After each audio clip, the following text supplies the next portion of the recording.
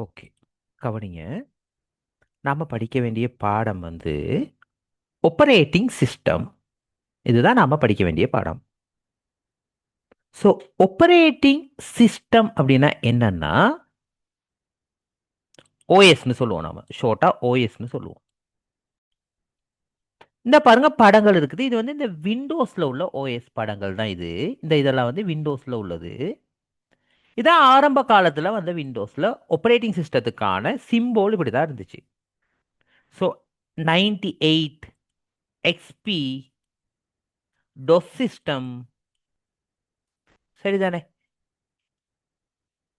Windows 7, Windows 8, Windows 8.1, Windows 10, இப்போ லேட்டஸ்ட்டாக வந்திருக்குது விண்டோஸ் 11 சொல்லி ஒரு ஓஎஸ் வந்துருச்சு. ஸோ இது வந்து என்னன்னா இது ஒரு ஒரு தனியான ஒரு கம்பெனி கூட வந்தது. இந்த விண்டோஸுங்கிற கம்பெனி கூட வந்தது, மைக்ரோசாஃப்ட் அப்படிங்கிற கம்பெனி கூட வந்தது தான் இந்த ஆப்ரேட்டிங் சிஸ்டம். இந்த மைக்ரோசாஃப்ட் இல்லாம ஆப்பிள், ஆண்ட்ராய்டு சரிதானே, இந்த மாதிரியான ஓஎஸும் இருக்குது. லினக்ஸ் இப்படியான ஓஎஸும் இருக்குது. உபுண்டு இப்படியான வேற ஆப்பரேட்டிங் சிஸ்டமும் காணப்படுது. அப்ப இந்த ஆப்பரேட்டிங் சிஸ்டம் அப்படின்னா என்னன்னா பாருங்க, இந்த இடத்துல தான் ஆப்பரேட்டிங் சிஸ்டம் இருக்குது. ஸோ இந்த ஆப்பரேட்டிங் சிஸ்டம் என்ன வேலையை நமக்கு செய்ய போகுதுன்னா ஹார்ட்வேரை கண்ட்ரோல் பண்ணும். இந்த மற்ற சாஃப்ட்வேர்ஸ் இருக்கு தானே, சிஸ்டம் சாஃப்ட்வேர், யூட்டிலிட்டி சாஃப்ட்வேர்ஸ் இருக்கு தானே, அதையும் கண்ட்ரோல் பண்ணும். அதோட அப்ளிகேஷன் சாஃப்ட்வேரையும் கண்ட்ரோல் பண்ணும். ஸோ ஹார்ட்வேர்னா என்ன, முதலாவது நம்ம பார்க்கணும். ஹார்ட்வேர்னா என்னது? ஸோ ஹார்ட்வேர்னு சொல்றது ஒரு கணனியில காணப்படுற பார்ட்ஸ், கணனி பாகங்களை தான் ஹார்ட்வேர்னு சொல்லுவோம். ஸோ கம்ப்யூட்டர் பார்ட்ஸை தான் ஹார்ட்வேர்னு சொல்லுவோம். ஸோ அந்த கம்ப்யூட்டர் பார்ட்ஸ்னு சொல்றது வந்து நாம தொட்டு உணரக்கூடிய வகையில் அமைந்த கணனி பாகங்கள் எல்லாமே ஹார்ட்வேரா இருக்கும். அப்ப சாஃப்ட்வேர்னா என்ன? அப்ப வன்பொருள்னா என்னது? தொட்டு உணரக்கூடிய கணினி பாகங்கள் வன்பொருள். ஸோ மென்பொருள்னு சொன்னா என்ன விஷயம்?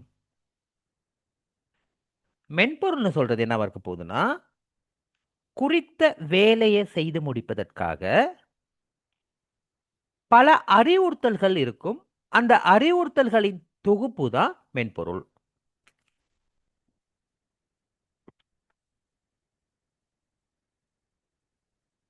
ஸோ குறித்த வேலையை செய்யறதுக்கான பல அறிவுறுத்தல்களின் தொகுப்பு தான் மென்பொருள். இந்த மென்பொருள்ல சிஸ்டம் சாஃப்ட்வேர்னு ஒன்று இருக்குது, முறைமை மென்பொருள். யூட்டிலிட்டி சாஃப்ட்வேர் தனியால் மென்பொருள், பயன்பாட்டு மென்பொருள். ஸோ இந்த சிஸ்டம் சாஃப்ட்வேர்னு சொன்னா என்னன்னா சிஸ்டம் இயங்குறதுக்கு பயன்படுத்தப்படுறது சிஸ்டம்னு சொல்லுவோம். அந்த சிஸ்டத்துக்கான டிரைவர்ஸ் எல்லாம் இன்ஸ்டால் பண்றதுக்கு பயன்படுத்துறது பயன்பாட்டு மென்பொருள், யூட்டிலிட்டி சாஃப்ட்வேர்னு சொல்லுவோம். இப்போ அப்ளிகேஷன் சாஃப்ட்வேர்னு சொன்னா என்ன விஷயமா இருக்க போகுதுன்னா ஒரு குறித்த நேரத்தில் குறித்த வேலையை மட்டும் செய்யக்கூடிய வகையில் இருக்குமா இருந்தா அதை தான் நாம அப்ளிகேஷன் சாஃப்ட்வேர்னு சொல்லுவோம்.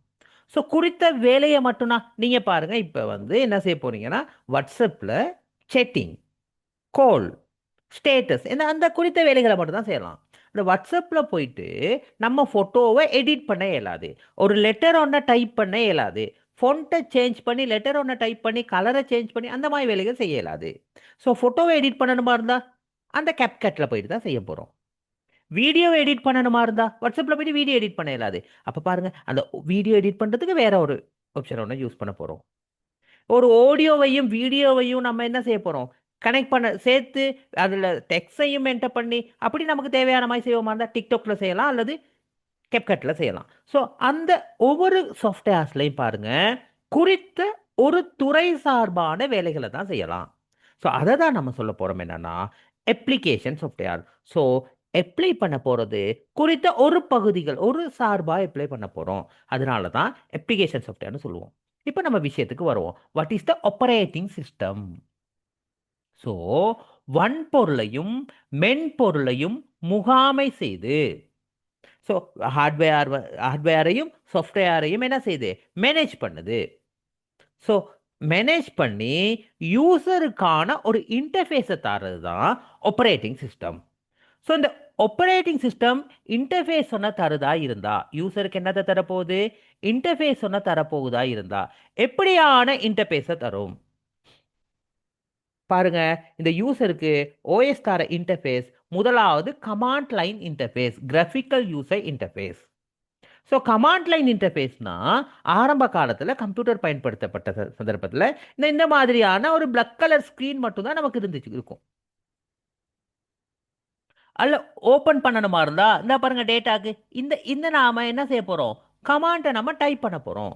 டைப் பண்ணி என்டர் பண்ணுவோமா இருந்தா நமக்கு அவுட்புட் நமக்கு கிடைக்கும். சரிதானே? ஏற்கனவே உள்ள கமாண்டை நம்ம திரும்ப நம்ம எடுக்கிறப்ப பாருங்க இந்த இந்த மாதிரிக்குள்ள ஒரு ஆப்ஷனுக்குள்ள போயிட்டு நம்ம கமாண்டை டைப் பண்ணுவோம். ஸோ நம்ம எல்லாத்துக்குமே கமாண்டை டைப் பண்ணி தான் டிஸ்பிளே எடுக்கணும். இப்போ மை மவுஸை போயிட்டு க்ளோஸ் பண்ணுறதோ அல்லது மினிமைஸ் பண்ணுறதோ மேக்ஸிமைஸ் பண்ணுறதோ இதையே ரெண்டு ஸ்க்ரீன் ரெண்டு பக்கம் சைடில் வச்சுக்கிறதோ அந்த மாதிரி வேலைகள் செய்ய முடியாது. இதுதான் கமாண்ட் லைன் இன்டர்ஃபேஸ், சிஎல்ஐன்னு சொல்லுவோம்.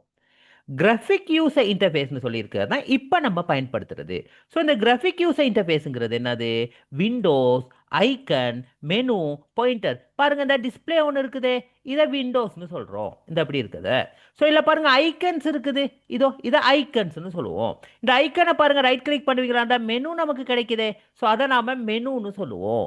பாயிண்ட்னா மவுஸில் பாருங்க பாயிண்ட் பண்ணி பார்க்கலாம். ஸோ ரைட் கிளிக் பண்ணால் பாருங்க இந்த இப்படி மெனு கிடைக்கும். இதோ பாருங்க பாயிண்ட் பண்ணி பார்க்கலாம். இதோ பாருங்க கிடைக்கல விண்டோஸாக நமக்கு டிஸ்பிளே ஆகும். இதை தான் நாம் இப்போ பயன்படுத்துகிறோம். இதுதான் இப்போ நம்ம பயன்படுத்துகிற ஆப்பரேட்டிங் சிஸ்டத்தின் யூசரை தர ஒரு முறை, அதான் கிராஃபிக் யூசர் இன்டர்ஃபேஸ். சரிதானே? So what is the operating system அப்படிங்கிற ஒரு கேள்வி வருமா இருந்தால் நீங்கள் எப்படி ஆன்சர் பண்ணலாம்? ஓஎஸ்னா என்னங்கிற கேள்வி வரதை விட ஓஎஸ்னா என்னன்னு நம்ம தெரிஞ்சு வச்சுக்கணும். ஸோ ஆப்பரேட்டிங் சிஸ்டம்னு சொல்றது வன்பொருளையும் மென்பொருளையும் முகாமை செய்து பயனருக்கான இடைமுகத்தை வழங்குறது தான் ஆப்பரேட்டிங் சிஸ்டம். ஸோ வன்பொருள்னா என்னன்னு சொல்லி தான் நான் ஆரம்பத்தில் உங்களுக்கு இந்த படத்தில் நான் உங்களுக்கு படிப்பிச்சேன். வன்பொருள்னு சொல்றது என்னவா இருக்க போகுது, இதோ பாருங்க வன்பொருள்னு சொல்றது என்னவா இருக்க போகுது, இந்த இந்த இடத்துல நீங்க எழுதிக்கலாம். ஸோ வன்பொருள்னு சொல்றது ஹார்ட்வேர்னா தொட்டு உணரக்கூடிய கணனி பாகங்கள். ஸோ அதில் என்னென்ன இருக்கும், உள்ளீடு இருக்கும், வெளியீடு இருக்கும், முறைவழியாக்கம் இருக்கும், ஏன்னா வேற வலையமைப்பு சாதனங்கள் இருக்கும், அடுத்தது சேமிப்பு சாதனங்கள் இருக்கும். ரெண்டாவது பாடத்தில் நாம் இதை தெளிவாக படிப்போம், கிரேட் 10ல ரெண்டாவது பாடத்தில். ஸோ உள்ளீடு வெளியீடு முறைவழியாக்கம் வலையமைப்பு சாதனங்கள் சேமிப்பு சாதனங்கள் இதெல்லாம் வன்பொருளுக்குள்ள வரும். மென்பொருள்னா என்னன்னு சொல்லி நான் உங்களுக்கு படிப்பிச்சேனா. ஸோ மென்பொருள்னு சொல்றது குறித்த ஒரு பணியை மேற்கொள்றதுக்கான அறிவுறுத்தல்களின் திரட்டு தான் மென்பொருள். ஸோ அந்த மென்பொருளில் 3 வகை காணப்படுது.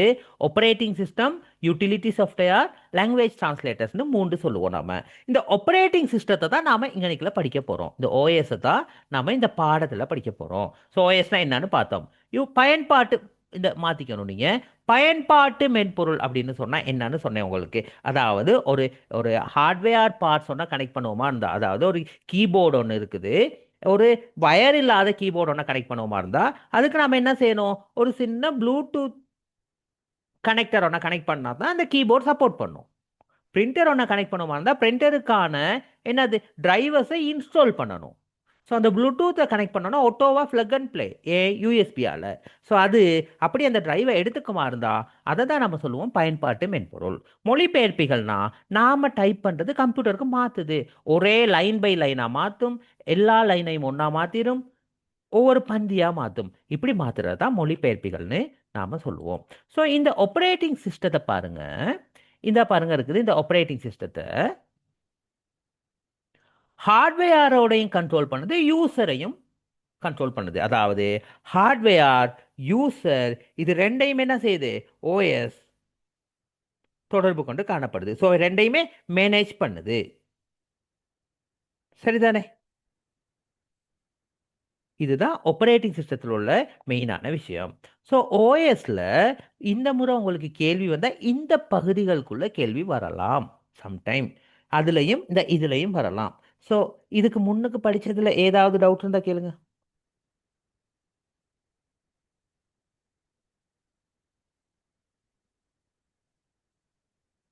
Sir yes. சார் அந்த சிஸ்டம் சாஃப்ட்வேர் அந்த யூட்டிலிட்டி சாஃப்ட்வேர் அதை கொஞ்சம் எனக்கு சொல்லுங்க சார். சிஸ்டம் சாஃப்ட்வேரையும் யூட்டிலிட்டி சாஃப்ட்வேரையும் நான் சொல்றீங்களா? ஓ சிஸ்டம். ஓ சார். ரைட். யூட்டிலிட்டி சாஃப்ட்வேர் அப்படின்னு சொல்றது என்ன விஷயம்னா, பிரிண்டர் ஒன்றா கம்ப்யூட்டர்ல கனெக்ட் பண்ணுவீங்களா இருந்தா, ஒரு பிரிண்டர் ஒன்றா கனெக்ட் பண்ணால் பிரிண்டருக்கான சாஃப்ட்வேரை நம்ம என்ன செய்யணும்னா கம்ப்யூட்டரில் இன்ஸ்டால் பண்ணணும். அப்போ தான் அந்த கம்ப்யூட்டரில் பிரிண்டர்லேருந்து பிரிண்ட் அவுட் எடுக்கலாம். ஸோ அப்படி நம்ம இன்ஸ்டால் பண்ணுறதுக்கு பயன்படுத்துறது தான் இந்த யூட்டிலிட்டி சாஃப்ட்வேர். அடுத்தது, வைரஸ்லேருந்து நம்ம பாதுகாத்துக்கிறதுக்காக என்டி வைரஸ் நம்ம கனெக்ட் பண்ணுறோம். டிஸ்கை நம்ம ஃபார்மேட் பண்ணிக்கிறதுக்காக டிஸ்க் கிளீனப் நம்ம யூஸ் பண்ணுறோம். இதெல்லாமே யூட்டிலிட்டி சாஃப்ட்வேர்ஸ்குள்ளே வரும். முறைமை மென்பொருள் அப்படிங்கிறது, அதாவது சிஸ்டம் சாஃப்ட்வேர் அப்படின்னு சொன்னா என்னன்னா, கம்ப்யூட்டர்ல இருக்கிற மற்ற எல்லா சாஃப்ட்வேரையுமே முகாமை செய்யறது தான் முறைமை மென்பொருளா இருக்க போகுது. அப்ப என்ன செய்ய போகுது? ஓஎஸ் இருக்கும், மற்ற பயன்பாட்டு மென்பொருள் இருக்கும், அந்த அந்த பிரயோக மென்பொருள் இருக்கும். இது எல்லாத்தையுமே கண்ட்ரோல் பண்ணக்கூடிய ஒன்றா இருக்குது முறைமை மென்பொருளா இருக்க போகுது. சிஸ்டம் சாஃப்ட்வேர்ஸுக்குள்ள வரப்போகுது. சரியா? அப்ப okay sir, thank you sir. Right, இதுல பாருங்க, இந்த ஃபர்ம்வேர் அப்படிங்கிற ஒரு விஷயத்தை பார்ப்போம்.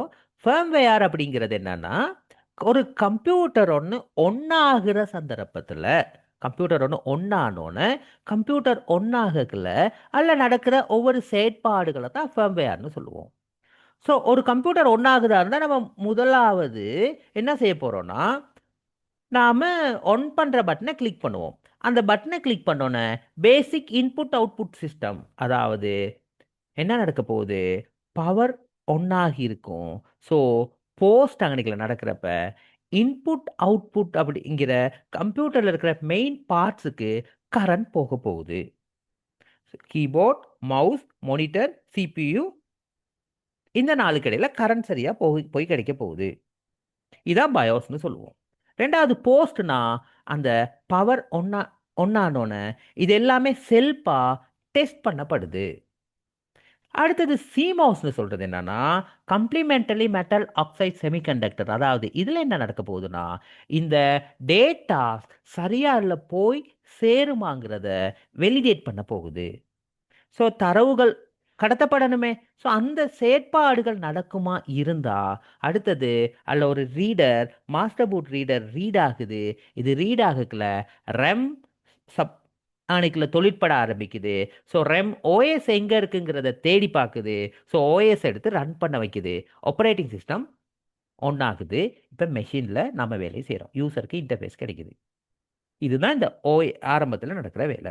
ஸோ இந்த ஆப்ரேட்டிங் சிஸ்டத்தை பொறுத்த வரைக்கும் டிரெக்டாக ஹார்ட்வேரோட கண்ட்ரோல், பயனரோட ஹார்ட்வேரோட தொடர்புல இருக்கும், பயனரோடையும் தொடர்புல இருக்கும். இந்த ஓஎஸ் தான் ஹார்ட்வேரோடையும் பயனரோடையும் தொடர்பில் இருக்க போகுது. ஸோ இந்த ஓஎஸ் என்ன செய்ய போகுது? அதோட மற்ற சாஃப்ட்வேரையும் கண்ட்ரோல் பண்ணிக்கும். மற்ற சாஃப்ட்வேரும் ஓஎஸோட கனெக்ஷனில் இருக்க போகுது. அதே மாதிரில பிரயோக மென்பொருள், பயன்பாட்டு மென்பொருள், இதுகளையும் அது பயன்படுத்திக்க போகுது. இது இந்த படத்தின் விளக்கமாக இருக்கும். சரிதானே? ரைட். இப்போ பார்ப்போம், இந்த என்னென்ன மாதிரியான ஆப்ரேட்டிங் சிஸ்டம் இருந்துச்சு. ஆரம்பத்தில் உங்களுக்கு படத்தை பார்த்து நான் சொன்னேன், விண்டோஸ், மெக், உபுண்டு, ஆண்ட்ராய்டு, அண்டானா, இதை நான் ஆரம்பத்தில் படத்தை பார்த்து சொன்னேன். சரிதானே? அப்போ இந்த மாதிரியான ஆப்ரேட்டிங் சிஸ்டத்தில் வகைகள் பார்த்தீங்களா இருந்தா, தனி பயன்பாடு, பல் பயன்பாடு, பல் கொள்பணி, நிகழ்நேரம்னு சொல்லி 4 விஷயம் இருக்குது. ஸோ தனி பயன்பாடு அப்படின்னு சொன்னா, ஒரு குறிப்பிட்ட நேரத்தில் ஒரு யூசர் மட்டும் தான் கம்ப்யூட்டரில் வேலை செய்யக்கூடிய மாதிரி இருக்குமா இருந்தால் இதை தான் நம்ம தனி பயன்பாடுன்னு சொல்லுவோம். இதை தான் சிங்கிள் யூசர்னு சொல்லுவோம். ஸோ இது எங்க நம்மளோட கமாண்ட் லைன் இன்டர்ஃபேஸில் தான் இந்த வேலையை நம்ம செய்யலாம். மல்டி யூசர்னா என்ன செய்யலாம்? ஒரு சிபியு இருக்கிறப்ப நிறைய மெஷினில் நம்ம வேலை செய்யலாம். ஸோ இது இன்டர்நெட் எல்லாம் பயன்படுத்தக்கல பாருங்க. கூகுள்ங்கிற ஒரு கம்ப்யூட்டர் இருக்கக்குள்ள நாம எல்லாமே கூகுளில் போயிட்டு வேலை செய்கிறோமே. ஸோ அதனால தான் இப்போ ஜூம் அப்படிங்கிறதுக்குள்ள எல்லாமே சேர்ந்து ஜூமில் வேலை செய்கிறோமே. ஸோ இதை மல்டி யூசர்னு சொல்லுவோம். அல்லது என்ன செய்யலாம்?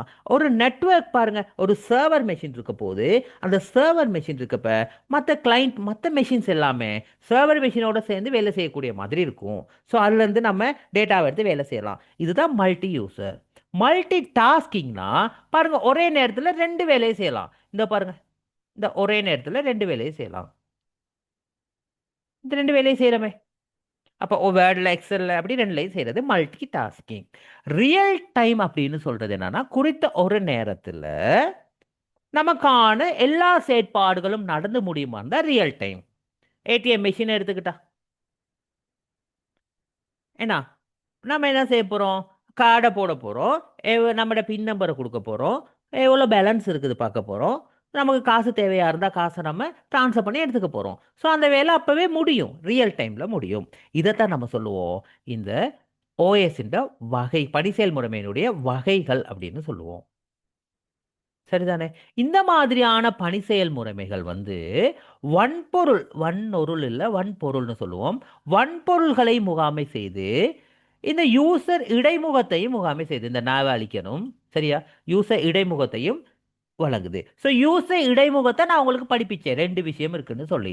ஸோ இந்த வன்பொருள்களை முகாமை செய்கிறது 5 விஷயம் இருக்குது. இந்த 5ஐயும் பார்க்கணும். ஸோ இந்த 5ல் முதலாவது பாருங்க, இந்த முறைவழி முகாமைத்துவம். ரெண்டாவது நினைவக முகாமைத்துவம். மூன்றாவது சாதன முகாமைத்துவம். நாலாவது கோப்பு முகாமைத்துவம். அஞ்சாவது காப்பு முகாமைத்துவம். ஆறாவது வலையமைப்பு முகாமைத்துவம். இப்போ வலையமைப்பு முகாமைத்துவம் அப்படின்னா என்னன்னு பார்ப்போம். வலையமைப்பு முகாமைத்துவம் அப்படின்னு சொல்றது என்னன்னா, ஒரு ஆப்பரேட்டிங் சிஸ்டத்தில் ஒரு கம்ப்யூட்டர் ஒன்று இருக்கும், ஆனைக்குள்ள ஒரு பிரிண்டர் ஒன்று இருக்கும். ஸோ பிரிண்ட் எடுத்துக்கிறோம். இதே ஆஃபீஸில் வேலை செய்வோமா இருந்தா, பார்த்தீங்களா இருந்தா, கம்ப்யூட்டர் ஒரு 6 கம்ப்யூட்டர் அல்லது 12 கம்ப்யூட்டர் இருக்கும். ஆனால் அந்த ஒரே பிரிண்டருக்கு பிரிண்ட் வரும். அப்போ என்ன செய்யறது, கம்ப்யூட்டரை ஒரு சுவிட்சில் கனெக்ட் பண்ணியிருக்குது. ஸோ சுவிட்சு கூட தான் கம்ப்யூட்டரில் கனெக்ஷன் போகுது. அப்போ என்ன நடக்க போகுது, அதே சுவிட்சில் பிரிண்டரையும் கனெக்ட் பண்ணியிருப்போம். ஸோ நாம் சுவிட்சில் பிரிண்டை கொடுத்த பிறகு அது பிரிண்டர் கூட நமக்கு பிரிண்டாக கிடைக்கும். இது ஒரு வகையான முறை. அல்லது என்ன செய்யலாம், இந்த இடத்துல நம்ம வயர்லெஸ் சிக்னல்ஸுக்கு ஏதாவது ஆப்ஷன் நம்ம யூஸ் பண்ணியிருக்கலாம். இந்த இடத்துல நம்ம வயர்லெஸ் கனெக்ஷன் இருக்கலாம். அப்போ ப்ளூடூத் அல்லது ஏதாவது ஒரு வயர்லெஸ் கனெக்ஷன் கூட இந்த மெஷின் எல்லாத்தையும் கனெக்ட் பண்ணி வச்சிருக்கலாம். பிரிண்டை கொடுத்தா பிரிண்ட் நமக்கு கிடைக்கும். இதெல்லாமே ஒரு வலையமைப்பு, அதாவது 2 அல்லது 2க்கு மேற்பட்ட வலையமைப்பு சாதனங்களுக்கு இடையிலான தொடர்பை தான் வலையமைப்புன்னு சொல்லுவோம். சரிதானே. ஆறாவது விஷயம். அடுத்தது இந்த காப்பு முகாமைத்துவம் அப்படின்னா என்னன்னு பார்ப்போம். காப்பு முகாமைத்துவம்னு சொல்றது என்னன்னா, ஒரு கம்ப்யூட்டரை பயன்படுத்துறப்ப அதிகமா இன்டர்நெட் பயன்படுத்துவோம், அல்லது டாக்குமெண்ட்டை நம்ம டவுன்லோட் பண்ணி எடுப்போம், அப்லோட் பண்ணுவோம். ஸோ இந்த மாதிரியான சந்தர்ப்பங்கள்ல வைரஸ் வரத்துக்கான வாய்ப்புகள் அதிகம். இந்த மாதிரியான நச்சு நிரல்களை நம்ம கம்ப்யூட்டர்ல வர்றதை தடுக்கிறதுக்காக நம்ம ஆன்டிவைரஸ் பயன்படுத்துவோம் இல்லையா, அழிக்கிறதுக்கு பயன்படுத்துவோம் தானே. அப்ப அல்ல அந்த ஃபயர்வால் இப்படியா காணப்படுறது தான் என்ன செய்யறது, காப்பு முகாமைத்துவம் அப்படின்னு சொல்லுவோம். இப்போ வார நச்சை நாம தடுக்கிறதுக்கு பயன்படுத்துறது தான் காப்பு முகாமைத்துவம் அப்படின்னு சொல்லுவோம். சரிதானே. இப்ப அடுத்ததா என்ன விஷயம் இருக்குதுன்னா, கோப்பு முகாமைத்துவம். ஸோ கோப்புன்னு சொல்றது வந்து ஃபைல். அப்போ நீங்க ஞாபகத்தில் வச்சுக்கணும், ஜேபிஜிங்கிற கோப்பு வந்து எதுக்கு, இமேஜ் சம்பந்தமான விஷயம். பிபிடிங்கிறது பவர் பாயிண்ட் சம்பந்தமான விஷயம். டிஓசின்னு சொல்றது வந்து வேர்ட் டாக்குமெண்ட் சம்பந்தமான விஷயம். சரிதானே. டாக்குமெண்ட் சம்பந்தமான விஷயமா இருக்க போகுது. அதே மாதிரிக்குள்ள HTML அப்படிங்கிறது வந்து ஒரு வெப்பேஜ் சம்பந்தமான விஷயம். இப்படியான ஃபைல் டைப்ஸ் இருக்குது. ஸோ ஃபைல் டைப் என்னென்ன இருக்குதுன்னு சொல்லி பாருங்க. பிஹெச்பிங்கிறது வந்து ஒரு டேட்டா பேஸ் சம்பந்தமான விஷயம். Text file, PDF. இப்போ நம்ம படிக்கிற இந்த பேஜ் என்ன ஃபைலாக இருக்குது, என்ன டைப்பில் இருக்குது, உங்களுக்கு டிஸ்பிளே பண்ணப்பட்டிருக்குது, பிடிஎஃபாக இருக்குது. ஸோ இந்த மாதிரியான ஃபைல்ஸ் இருக்குமா இருந்தா, இது எல்லாத்தையுமே புதுசாக நம்ம உருவாக்குறதுக்கு அல்லது சேமிக்கிறதுக்கு, தேவையில்லாததை டிலீட் பண்ணுறதுக்கு அல்லது உருவாக்கப்படுறத சரியாத மெயின்டைன் அதை வந்து பராமரிக்கிறதுக்கு, அந்த கோப்புகளுக்கு பேரிடுறதுக்கு, சரிதானே, கோப்பை மூவ் பண்ணிக்கிறதுக்கு, கோப்பு தேவைப்படுறப்ப அதை பேக்கப் எடுத்துக்கிறதுக்கு, இந்த எல்லா செயற்பாடுகளும் செய்யணுமா இருந்தா ஃபைல் டைப் நமக்கு இம்பார்ட்டன்ஸ். ஸோ அதுதான் நம்ம சொல்லுவோம் என்னன்னா, இந்த ஃபைல் டைப்னு சொல்லுவோம், ஃபைல்னு சொல்லுவோம். அப்ப இந்த கோப்புகளை அணுகிற முறை 2 வகையா கணனியில அணுகும். இந்த முறை வார கேள்வியில இது ஒரு முக்கியமான கேள்வியா இருக்க சான்ஸ் இருக்குது. ஸோ கோப்புகளை அணுகிறது முதலாவது சீக்வென்ஸ்னு சொல்லுவோம். சீக்வென்ஸ்னு சொன்னா எப்படி இருக்கும்னா, தொடரா அணுகும். ஒன்று இது 1 2 3ன்னு சொல்லி நம்பர் பண்றோம்னு வச்சுக்கோங்களேன். சீக்வென்ஸ்னு சொல்றது இதை அணுகிட்டு அடுத்தது இது, அடுத்து இது, அப்படி ஒண்ணுக்கு கீழே ஒண்ணா தொடரா அணுகிறது தான் சீக்வென்ஸ். இதே தொடர்முறையா அணுகும். ரெண்டம்னா எப்படி இது அணுக போகுது, தேவைப்படுறது முதலாவதா, அடுத்தது இங்க அணுகும். இப்ப இதெல்லாம் டீப்பா நம்ம A level கிளாஸஸ்ல படிப்போம். O level இந்த அளவு நீங்க தெரிஞ்சு போவீங்களா இருந்தா போதுமா இருக்கும். இதான் இந்த கோப்பு முகாமைத்துவமா இருக்கும். சரிதானே. அடுத்ததை வந்து பார்க்குறப்ப இந்த நினைவக முகாமைத்துவம்னா என்னன்னு பார்ப்போம். முதலாவது விஷயம், உண்மையாலுமே நினைவக முகாமைத்துவம் அப்படின்னு சொல்றது என்னன்னா, இந்த ரெம்முக்கும் ஹார்ட் டிஸ்க்குக்கும் இடையிலான செயற்பாடை தான் நினைவக முகாமைத்துவம்னு சொல்லுவோம். ஸோ இந்த ரெம்னு சொல்றது என்னன்னா, தற்காலிகமாக நினைவில் வச்சிருக்கும், அதை தான் ரெம்னு சொல்லுவோம். ஹார்ட் டிஸ்க்னு சொன்னோம்னா நிரந்தரமாக நினைவில் வச்சிருக்கும். ஸோ தற்காலிகமாக நினைவில் வச்சிருக்கிறது கரண்ட் போயிட்டா இல்லாமல் போயிடும், மெஷினை ஆஃப் பண்ணிட்டா இல்லாமல் போயிடும். நம்ம செய்கிற வேலையை செய்யாமல் வேறு வேலையை செய்கிறப்ப என்ன நடக்க போகுது, இந்த ரெம் சேவ் பண்ணலையா இருந்தால், நிரந்தரமாக நம்ம ஹார்ட் டிஸ்கில் சேவ் பண்ணுறோன்னா ரெம் வந்து ஃபுல்லாகிரும். ஸோ ரெம் ஃபுல்லாகிட்டா இருந்தால் ரெம் வேலை தொடர்பை ஏற்படுத்த முடியாத சந்தர்ப்பத்தில் ஓஎஸ்க்கு ஒரு மெசேஜ் ஒன்று கொடுக்கும், இந்த ரெம் வந்து மெமரி இல்லை, ஸோ என்னால் இயங்க முடியலைன்னு சொல்லி. அந்த நேரத்தில் ஓஎஸ் என்ன செய்யும், ஹார்ட் டிஸ்க்கு மெசேஜ் ஒன்று கொடுக்கும். ஸோ இந்த ரெம் வந்து 4GB ரெம்மாக இருக்குது, ஸோ 4GB ரெம்மாக எங்களுக்கு கடன் தாங்கணும்னு ஹார்ட் டிஸ்கில் ஒரு பகுதியை ரெம்முக்காக ஹார்ட் டிஸ்க் தரும். ஸோ அந்த பகுதியை எடுத்து இதில் ரெம்மில் இருக்கிற மெமரி எல்லாத்தையுமே தற்காலிகமாக ஸ்டோரேஜ் பண்ணி வச்சுக்கும். இப்போ ரெம் வந்து ஃபில் ஆகியிருந்தது ஃப்ரீ ஆகிரும். ஸோ ரெம்மில் வேலை ஸ்பேஸ் கிடைச்ச பிறகு கம்ப்யூட்டர் ரெம்மில் ஸ்பீடாக வேலை செய்யலாம். இந்த செயலை செய்கிறது ஓஎஸ் மூலமாக தான். இதைத்தான் நம்ம சொல்லுவோம் நினைவக முகாமைத்துவம். அடுத்த இன்னும் 2 இருக்குது, கோப்பு முகாமைத்துவமும் முறைவழி முகாமைத்துவமும் சாதன முகாமைத்துவமும். சாதன முகாமைத்துவம் உங்களுக்கு தெரிஞ்ச விஷயமா தான் இருக்கும். என்னது, நீங்கள் வந்து டிவைசஸ் நிறையா கனெக்ட் பண்ணுவீங்க. ஒரு கேமரா வேணுமா இருந்தால் கேமரா கனெக்ட் பண்ணுவீங்க, ஒரு மொபைல் ஃபோனை கனெக்ட் பண்ணணுமா இருந்தால் கனெக்ட் பண்ணுவீங்க. ஸோ அதில் நீங்கள் என்ன செய்ய போகிறீங்க, அந்த டிவைஸுக்கான யூஎஸ்பி கனெக்டரை நீங்கள் கேபிளை நீங்கள் கனெக்ட் பண்ண போகிறீங்க, அல்லது சவுண்ட் தேவையாக இருந்தால் கண்ட்ரோலர் கனெக்ட் பண்ண போகிறீங்க. இப்படி நீங்கள் ஃப்ளக் பண்ணுற சந்தர்ப்பத்தில் அதுக்கான டிரைவர்ஸை கம்ப்யூட்டர் ஃப்ரீ ஆட்டோவாக எடுத்து அந்த டிவைஸ் ரன் ஆகும். ஸோ அதை செய்கிறது ஆப்பரேட்டிங் சிஸ்டம். அப்போ சாதனங்கள் நிறையா கனெக்ட் பண்ணக்கூடியதாக இருக்கிறது தான் ஆப்பரேட்டிங் சிஸ்டமாக இருக்க போகுது. ஸோ அடுத்ததாக பார்க்க போகிறது தான் இந்த முறைவழி முகாமைத்துவம். ஸோ முறைவழி முகாமைத்துவம் அப்படின்னா என்னன்னா, நீங்கள் கம்ப்யூட்டரில் ஒரு வேலை செய்கிறீங்க, பிரிண்டர் எடுத்து நீங்கள் வேர்ட் ஒன்று எடுத்து டைப் பண்ணுறீங்க, டைப் பண்ணிவிட்டு பிரிண்டை கொடுக்குறீங்க. பிரிண்ட் அவுட் வார சந்தர்ப்பத்தில் அதே ஒரு பிழைன்னு சொல்லிட்டு திரும்ப நீங்கள் எங்களுக்கு எடிட் பண்ணுவீங்களா இருந்தால் இல்லை, அந்த பேஜ் பிரிண்ட் வந்துடும். ஸோ ஒரு முறையாக ஒரு தொழிற்பாடல் நடைபெறுமா இருந்தால் முறைவழி முகாமைத்துவம் அப்படின்னு சொல்லுவோம். சரிதானே. இவ்வளவுதான் ஆப்பரேட்டிங் சிஸ்டத்தில் நாம் படிக்க வேண்டிய பாடம்.